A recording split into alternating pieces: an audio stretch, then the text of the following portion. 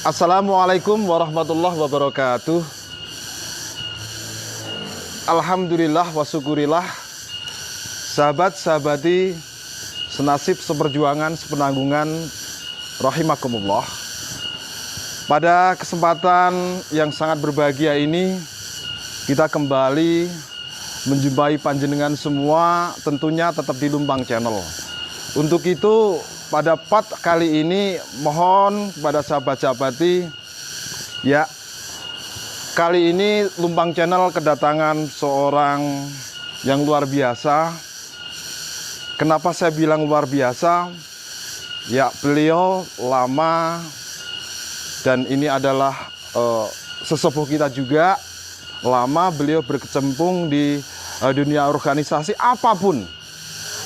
Untuk itu sebelum kita lanjutkan, mohon bincang kali ini yang tentunya Lumbang Channel memfasilitasi Anda. Sekali lagi, tolong like, subscribe, dan bagikan. Karena berbagi itu indah dan berbagi itu ibadah. Oke, kita lanjutkan sahabat-sahabati. Kedatangan Kerawan Sugeng Sonten, Pak Komandan. Silahkan panjenengan memperkenalkan diri pada sahabat-sahabati semuanya. Monggo. Assalamualaikum warahmatullahi wabarakatuh. Waalaikumsalam warahmatullahi wabarakatuh. Bismillahirrahmanirrahim. Alhamdulillahirabbil alamin. Assalatu wassalamu ala asrofil mursalin sayyidina wa maulana Muhammadin wa ala alihi wa sahbihi ajmain, amma ba'du. Mas Nur Hadi, sahabat saya dan pemirsa sekalian yang saya hormati, agak kurang nyaman ke Mas Nur yang mengatakan saya seorang tokoh gitu ya. Sebetulnya saya seperti kebanyakan warga lah. Jadi saya justru nanti akan matur supaya juga tidak ada kesan sombong. Jadi saya benar-benar dari orang kebanyakan. Artinya biasanya seorang tokoh itu sudah diuntungkan. Dia pinter, bagus atau cantik, atau dia dari keturunan yang orang ningrat lah misalnya. Itu saya tidak semuanya. Tetapi sampai di posisi ini, itu tentu pencapaian yang menurut saya sudah luar biasa, ing atase gitu ya. Saya ini benar-benar hanya seorang kuli dalam arti yang sebenarnya. Nah, saya memperkenalkan, nama saya Imam Suhadi.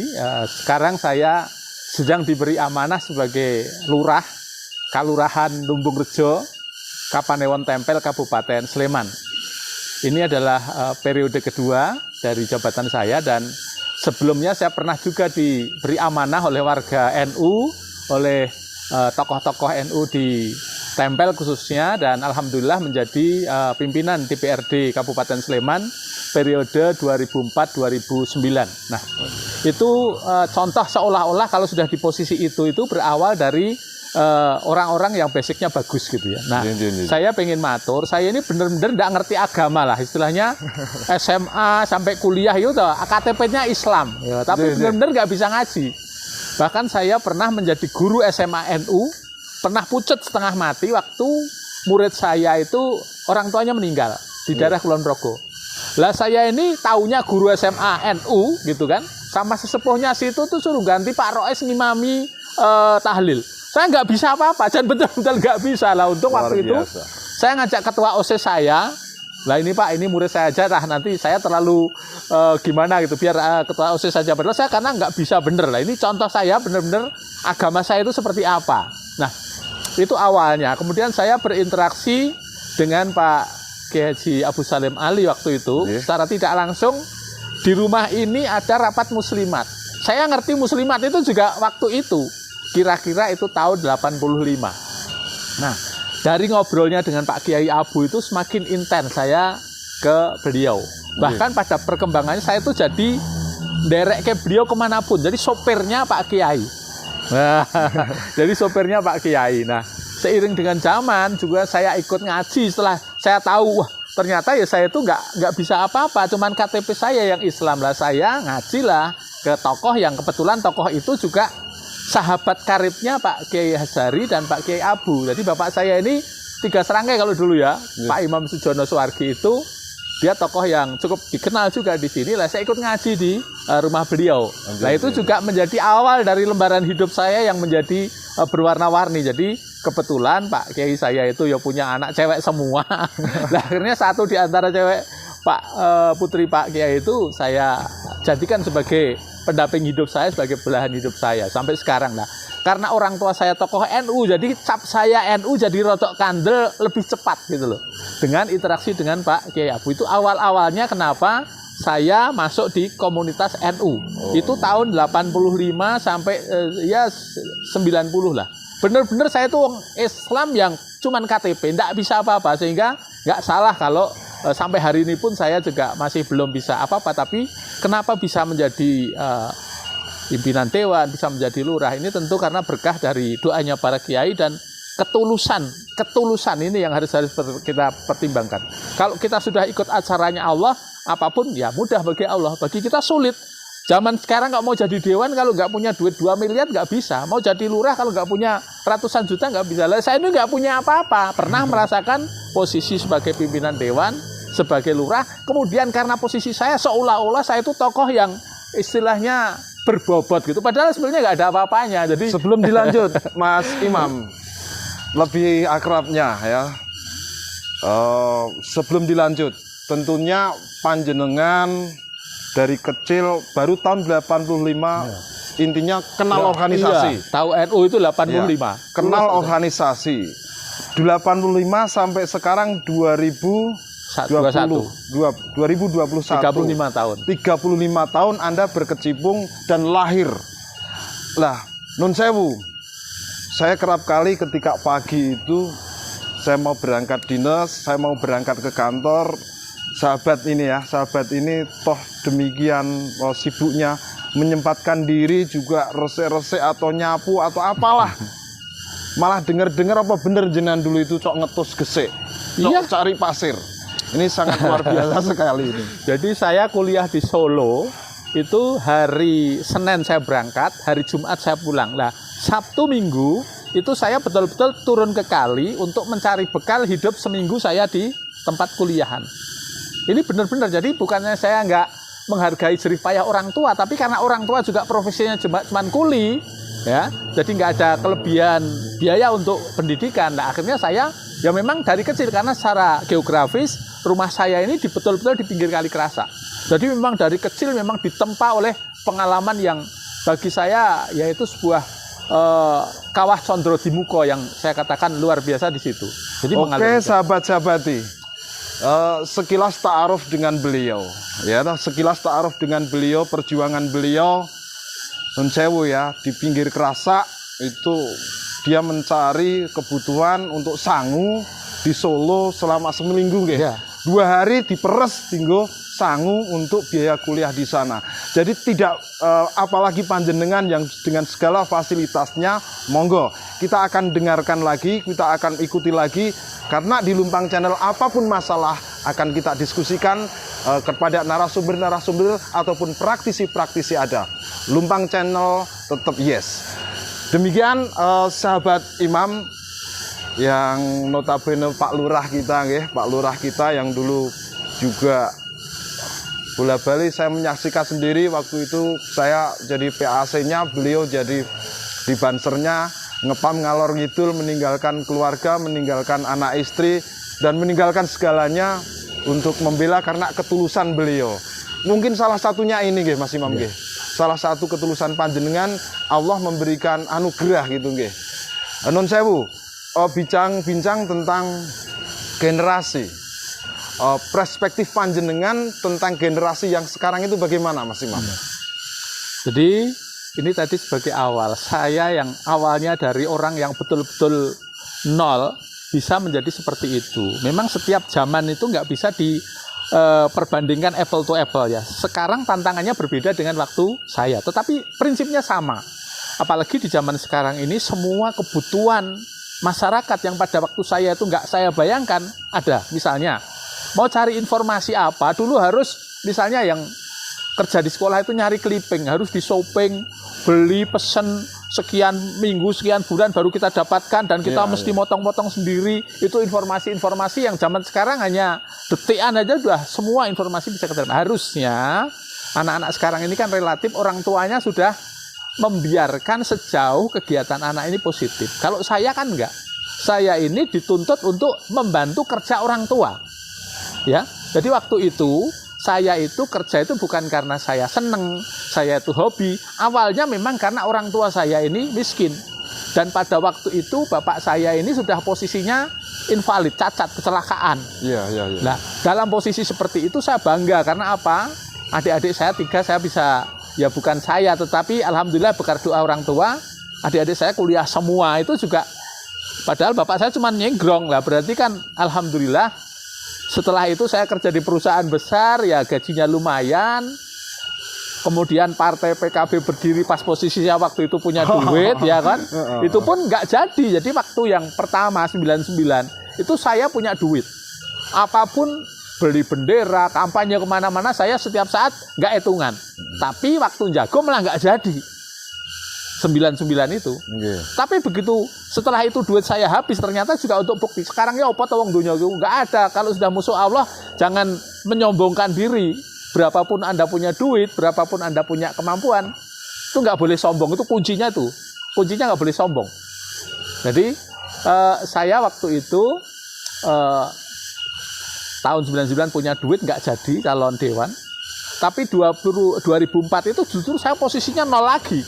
Nggak punya duit lagi, malah nggak punya apa-apa. Tiba-tiba Allah menolong, angkat saya lagi menjadi pimpinan dewan. Itu juga wah luar biasa.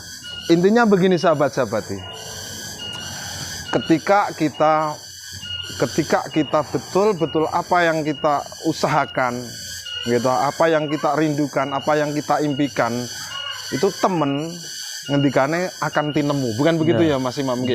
Bukti otentik dari beliau yang sudah mengawal bangsa Nun Sewu ya, bangsa khususnya Lumbung Rejo yang saat ini sudah 2 kali periode, berawal dari nol, berawal dari minus, bahkan jauh dari minus.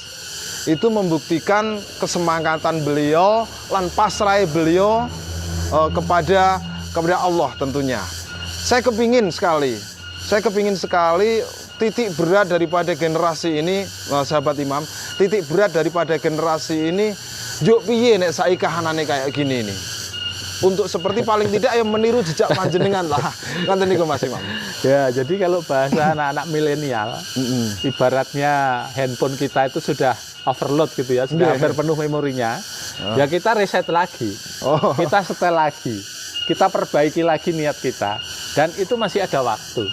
Gitu. Saya yakin pada saatnya, karena siklus ini tetap berputar, suatu saat NU itu tetap akan memegang kendali dan akan mendapatkan jatah yang seharusnya diterima. Nah, sekarang kan yang megang nasionalis, karena kita tahu Pak Karno sebagai representasi nasionalis sudah pegang, Pak Harto sebagai representasi militer sudah pegang. Lah NU ini mestinya sebentar lagi kita yakin sebentar lagi akan pegang. Cuman itu tadi kita harus refresh lagi. Kesalahan-kesalahan yang pernah terjadi itu kita jadikan sebagai pelajaran, jangan diulangi lagi. Kemudian kita prinsip lagi paradogma NU. Al-mukhawwadatu ala qadimis sholih wal ahdu bil jadidil aslah. Diulangi. Gimana tadi? Nah, kita paradogma NU kan sudah umum banget itu. Saya apalnya yang begitu. Al-mukhawwadatu ala qadimis sholih wal ahdu bil jadidil aslah. Jadi kita kuatkan lagi tradisi-tradisi baik kita. Kemudian istilahnya ya bahsul masail, diskusi, ya kegiatan-kegiatan rutin kita lah, kita kembalikan lagi. Apalagi didukung dengan peralatan yang modern, insya Allah bisa. Kemudian apa? Hal-hal modern yang kita datang kemudian bisa kita sinkronkan dengan yang lama tadi. Ya, kemajuan teknologi, informatika, ini kita gabung dengan tradisi-tradisi kita. Orang sekarang harus tahu bahwa ternyata yang selama ini kita biasakan, kita rutinkan itu bagus banget. Misalnya ada berjanji, ada kegiatan kiranya itu nggak baik. Ternyata kalau kita artinya apa, asal mulanya apa, loh gitu. Tradisi-tradisi yang membuat kita happy, bersemangat itu kita munculkan lagi, dikemas dengan bentuk modern karena ada alat-alat yang memang memungkinkan kita untuk mendistribusikan semua hal baik itu kepada siapapun orang. Itu yang pertama. Yang kedua, sejauh kita kan wong NU kita terkenal ikhlas beramal dan lain sebagainya. Mesti ada yang salah ya dari proses-proses yang pernah kita lakuin, mesti ada yang salah. Lah, salahnya apa? Nah, itu banyak. Nah, nanti mungkin di lain kesempatan karena ini memang perlu waktu untuk mengupas satu-satu. Ini kan baru pembukaan ya, baru pembukaan. Jadi ibaratnya kita buka kotak Pandora itu. Nanti kita akan kelihatan, kita nggak usah malu kung kita misalnya memang elek ya ngomongnya elek gitu. Tapi toh Allah itu Maha Pengasih, Maha Penyayang gitu. Kemudian juga prinsip-prinsip kita ini sekarang kan seolah-olah wong ki kudu ekstrim gitu ya. Harus jelas. Makanya prinsip-prinsip tawasud, tawazun, tasamuh ini harus kita buka lagi kepada masyarakat kita. Tengah-tengah, tidak ekstrim, seimbang dan lain sebagainya. Ini betul-betul wong lagu aja yang baik itu yang sedang-sedang saja kok. Ya toh? Fanatik ini tidak harus ekstrim ya toh. Justru dengan gaya yang seperti ini itu sulit dikalahkan. Pak Karno bilang bahwa bangsa Indonesia itu menjadi kuat karena kita itu sering dihina orang, kemudian sering dijajah, sering diantemi dan sebagainya itu kita menjadi liat, menjadi kuat gitu loh. Tapi kalau kita itu wong Jawa itu di pangku mati. Nah, kita itu terlalu enak dalam posisi yang seperti ini, akhirnya kita lalai gitu loh. Sehingga orang yang hafal Quran sekarang bukan dari orang kita, dari orang-orang lain. Ya toh, padahal dulu kan tradisi yang namanya pinter ngaji, hafal Quran itu punya kita. Sekarang tidak lagi. Kita pinternya ngobrol, diskusi, padu gitu loh. Nggak diskusi tapi padu gitu loh. Layani media sosial. Gini Mas Imam, seperti jenengan ngendikake bahwasanya generasi milenial itu tetap kembali ke asal usulnya dan tanpa tergerus oleh arus global. Bisa disimpulkan kayak gitu nggak? Ya. Di part ini pesan panjenengan terakhir di part ini, pesan panjenengan terakhir napa nggih Mas Imam? Monggo. Pertama, kita sebagai orang Islam yang berhaluan Ahlus Sunnah wal Jamaah, ini mari dengan segala hormat saya minta, mari kita tata hati kita, kita bersihkan niat kita buat menatap dunia ini optimis dan gembira gitu. Optimis dan gembira. Optimis dan gembira. Saya terngiang dengan pesannya atau ya selama ini capnya Gus Baha. Gus Baha itu membahas apapun yang berat itu ringan gitu loh. Beragama itu tidak harus menakutkan, tidak harus menjustis. Beragama itu dibuat yang happy, tapi orang nyepeleke yang jelas ya. Kita punya ukuran-ukurannya. Ya itu saya pengen model gaya-gayanya Gus Baha itulah. Jadi menghadapi itu harus optimis, harus senang, harus gembira. Optimis dan senang. Oh iya. Yang sekarang keduanya ini penting. Ya toh, yang pertama kan adalah optimis dan gembira pokoknya. Nah, kita sebagai umat Gusti Allah ya toh, kita itu kan sudah tinggal baca Quran. Nek pengen keinginannya dipenuhi, pengen segala ucapannya itu berbobot, ya kita harus kembali lagi wong Islam ki zaman Mbah Biyen gitu. Nek sekarang ini kan titik-titik mangan, titik-titik turu, titik-titik ngomong. Kalau dulu itu wong biyen ki ampuh-ampuh mergo ngomongnya sithik, turune sithik, mangane sithik. Ya udah setel itu aja. Insya Allah saya pasti anak-anak sekarang kalau sudah ikut ngomong sithik, mangan sithik, turu sithik, ampuh itu. Kembali ampuh lagi. Ini sangat menggelitik dan rasanya mencongkel urat saraf. Ngomong sithik, turu sithik, turu itu bubuk sare, makan sithik. Mangan itu makan. Itu maknanya panjang. Yang ketiganya tadi apa? Makan sedikit. Makan sedikit, makannya sedikit. Nah, sekarang kebalikan nggih. Iya. Makannya titik-titik mangan, titik-titik turu, turu, titik-titik ngomong. Titik-titik ngomong. Kita balik. Oke, sangat luar biasa hari ini. Ada dua kesimpulan yang sudah dibeberkan oleh sahabat kita Imam Suhadi. Terima kasih atas waktunya hadir di Lumpang Channel.